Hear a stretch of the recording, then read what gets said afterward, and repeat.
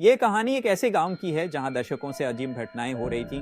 गांव के लोग कहते थे कि गांव के बाहर स्थित एक पुराना कुआं और जंगल शापित है। जब एक युवा पत्रकार इन घटनाओं की सच्चाई जानने आता है तो उसके सामने गांव का ऐसा रहस्य खुलता है जो उसकी जिंदगी हमेशा के लिए बदल देता है। एक घने जंगल के बीच बसे छोटे से गांव चंद्रपुरा में हर रात अजीब घटनाएं होती थी। गांव के लोग कहते थे कि रात के समय अगर कोई गांव के कुएं के पास गया तो वह कभी वापस नहीं लौटा।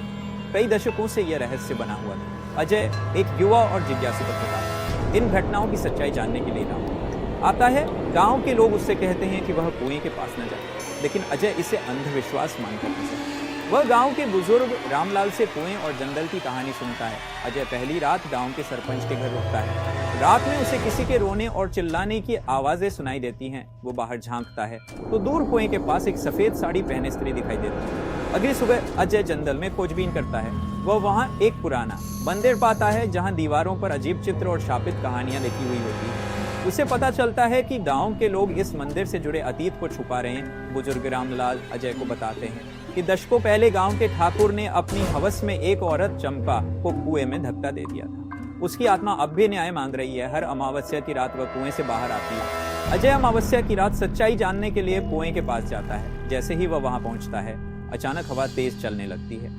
कुएं से भूतिया आवाजें आने लगती हैं। अचानक चंपा की आत्मा प्रकट होती है। अजय चंपा की आत्मा प्रकट होती है।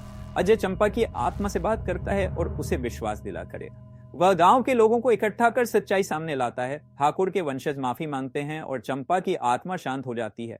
अजय की बहादुरी और सत्य की खोज से गांव को दर्शकों को शांति मिलती है। यह कहानी दर्शाती है कि अतीत को स्वीकार करना और न्याय करना कितना महत्वपूर्ण है।